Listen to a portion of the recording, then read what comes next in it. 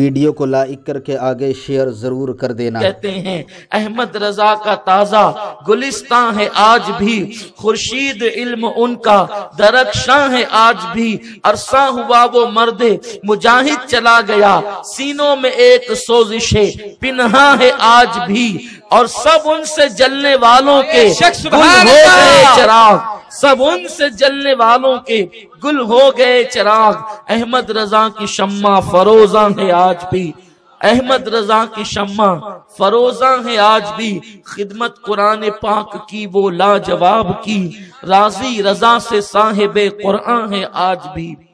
آج 25ویں سفر ہے اور پوری دنیا میں عاشقان رسول امام اہل سنت کی بارگاہ میں خراج عقیدت پیش کر رہے ہیں۔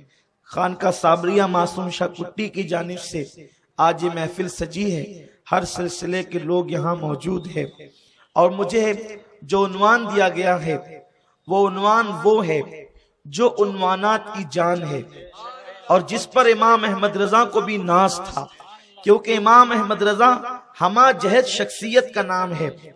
امام احمد رضا کو امام احمد رضا ان کے سائنسی فنون نے نہیں بنایا، امام احمد رضا کو امام احمد رضا ان کے ریاضی دان نے نہیں بنایا، ان کے ریاضی کی صلاحیتوں نے نہیں بنایا، امام احمد رضا کو امام احمد رضا ان کے علم فقہ نے نہیں بنایا، امام احمد رضا کو امام احمد رضا ان کے علم حدیث نے نہیں بنایا، امام احمد رضا کو اگر امام احمد رضا کسی نے بنایا ہے تو ان کے عشق رسول نے بنایا، ان کی محبت رسول نے بنایا ہے۔ امام احمد رضا اس عاشق صادق کا نام ہے کہ اللہ اکبر، امام اہل سنت پوری زندگی خود بھی عشق مصطفیٰ میں ڈوبے رہے اور پوری دنیا کو عشق مصطفیٰ کا درس دیتے رہے، بلکہ آپ نے یہ پیغام دیا، جان ہے عشق مصطفیٰ روز فضو کرے خدا، جس کو ہو درد کا مزہ ناز دوا اٹھائے کیوں۔ ہر بیمار اپنے مرض کا علاج چاہتا ہے، لیکن جو عاشق مرض عشق رسول ہوتا ہے، جو عشق رسول کا مریض ہوتا ہے، پھر وہ اس میں دوا نہیں چاہتا بلکہ وہ اس میں سوا چاہتا ہے۔ بلکہ ان کے شہزادے تو یوں کہتے ہیں، مرض عشق کا بیمار بھی کیا ہوتا ہے، جتنی کرتا ہے دوا درد سوا ہوتا ہے۔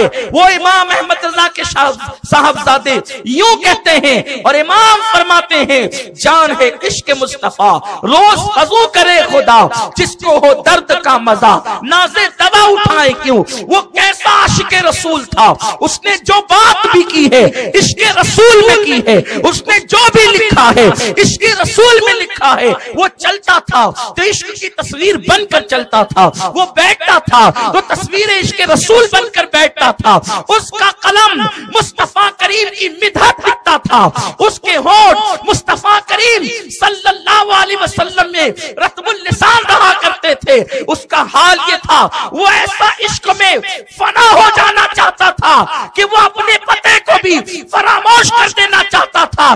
عشق میں وہ اپنے آپ کو یوں گمانا چاہتا تھا کہ خود کہتے ہیں، ایسا گما دے ان کی ولا میں خدا ہمیں، ایسا گما دے ان کی ولا میں خدا ہمیں، ڈھونڈا کرے پر اپنی خبر کو خبر نہ ہو۔ عشق میں یوں گم ہو جاؤں کہ میں اپنے آپ کو ڈھونڈ نہ سکوں۔ وہ سچا عاشق تھا، وہ ایسا عاشق تھا کہ لوگ زمزم پیتے ہیں تو لوگوں کو اسماعیل علیہ السلام کی یاد آتی ہے، لیکن اللہ اکبر، جب کوئی عشق میں فنا ہو جاتا ہے تو اس کو محبوب کے سوا کچھ نظر نہیں آتا۔ ہاں وہ لکیر کا فقیر نہیں تھا، وہ سراپا عشق تھا، وہ عشق محبت کا امام تھا۔ اس نے عشق کے وہ موتی بکھرے ہیں کہ بر صغیر میں اگر آج عشق کے ڈنکے بج رہے ہیں تو یہ امام احمد رضا کی محنتوں کا نتیجہ ہے۔ اللہ اکبر، لوگ زمزم پیتے ہیں تو اسماعیل علیہ السلام کے قدم یاد آتے ہیں کہ اسماعیل کے قدم سے زمزم نکلا ہے، لیکن عاشق کو ہر جگہ محبوب ہی محبوب نظر آتا ہے۔ کہتے ہیں کہ زلیخا جب حسن یوسف میں فدا ہو گئی تو تاروں کو دیکھتی تو تارے نہیں جلوہ یوسف نظر آتا، پتوں کو دیکھتی پتے دیکھتے نہیں جلوہ یوسف نظر آتا، چاند کو دیکھتی چاند نہیں جلوہ یوسف نظر آتا، لیکن وار عشق مشق و محبت کے امام لوگ زمزم پیتے ہیں تو اسماعیل علیہ السلام یاد آتے ہیں۔ یقیناً ادب نے تو اسماعیل کو یاد دلایا علیہ السلام، لیکن تو نے اپنے محبوب کی برتری کا اعلان وہاں بھی کیا۔ جب میرے امام زمزم کے چشمے پر گئے ہیں تو کیوں کہتے ہیں ان کو بے مانگے ملا، کن کو ان کو، ان کو کن کو ان کو، آمنہ کے لال کو ان کو بے مانگے ملا، ان کو رگڑ کر ایڑیا صاحب کوثر کے ہمسر صاحب زمزم نہیں، یہ ایڑی رگڑتے ہیں تو زمزم ملتا ہے، انہیں بغیر مانگے کوثر ملتا ہے۔ زمزم و کوثر میں فرق یہ ہے زمزم پینے والا جب زمزم پیتا ہے تو بھوک بھی مٹتی ہے، پیاس بھی مٹتی ہے، لیکن وقتی طور پر، لیکن اے مصطفیٰ میرے آقا تجھے بن مانگے وہ کوثر ملا ہے کہ جو ایک جام پی لے کبھی اس کو بھوک نہ لگے کبھی پیاس نہ لگے۔ نعرہ تکبیر، نعرہ رسالت، ان کو بے مانگے ملا، ان کو بے مانگے ملا، ان کو رگڑ کر ایڑیا صاحب کوثر کے ہمسر صاحب زمزم نہیں۔ یہ عشق محبت کے امام کی بولی ہے۔ لوگ کہتے وہ ہماری طرح، ہم تو جناب اسماعیل کی طرح بھی نہیں مانتے ہیں، ہم تو حضرت اسماعیل کی طرح بھی نہیں مانتے ہیں۔ ان کو بے مانگے ملا، ان کو رگڑ کر ایڑیا صاحب کوثر کے ہمسر صاحب زمزم نہیں۔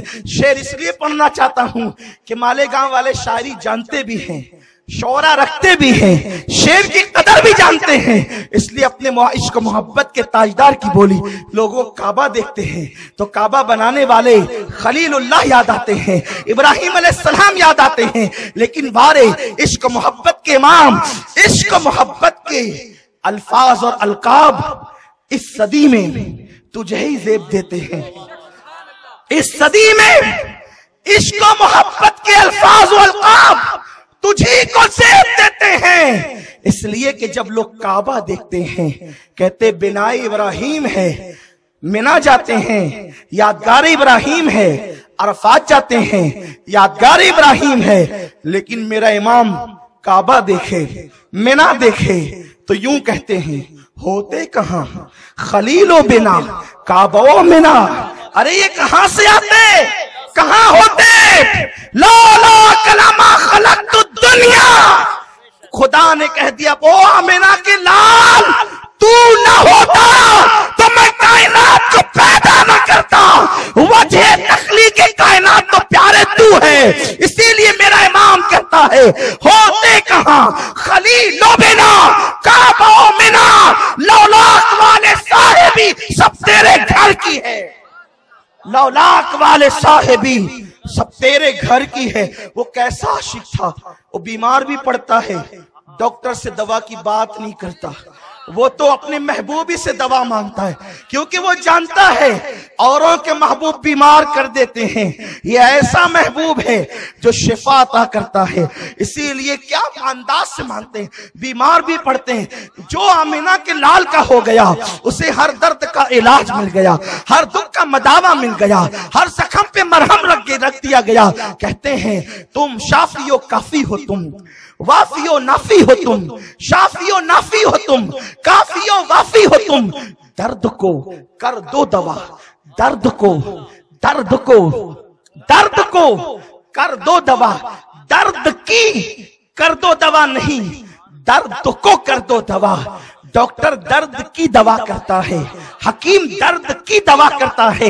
جب درد کی دوا ہوتی ہے ڈاکٹر دوا دیتا ہے، ڈاکٹر دوا دیتا ہے تو درد کی دوا ہوتی ہے، شفا کی کوئی گارنٹی نہیں، یہ درد کی دوا ہے۔ اور اگر شفا مل بھی جائے 2 دن کے بعد مرض پھر لوٹ جائے، کوئی گارنٹی نہیں، ڈاکٹر پہ کیس نہیں ہو سکتا، کوئی شکایت نہیں ہو سکتی، اس لیے کہ اگر درد کی کا دوا کی ہے تو کوئی گارنٹی نہیں ہے۔ میرا امام उस बारगाह में मांगता है तो मांगने का सलीका भी अता करता है कि देखो यूं मांगा जाता है बारगाह रिसालत से, हबीब किरदगार से यूं मांगा जाता है, इसलिए कि ये दरबारे मोहम्मद है, यहाँ अपनों का क्या कहना, यहाँ से हाथ खाली, गैर भी जाया नहीं करते। वो कहते दर्द को कर दो दवा। देखो दर्द की दवा तो मैंने बता दिया, लेकिन वो दर्द की दवा नहीं, दर्द को दवा। जब दर्द को दवा किया जाता है तो बीमारी लौट कर नहीं आती, फिर उसमें तकलीफ भी दवा की उठानी नहीं पड़ती। बगैर दवा के दर्द खुद दवा बन जाता है, दर्द खुद शिफा बन जाता है। उसकी मिसालें पेश करूं तो बड़े दफातर चाहिए, लेकिन सिर्फ 2 हदीसें पढ़ूंगा।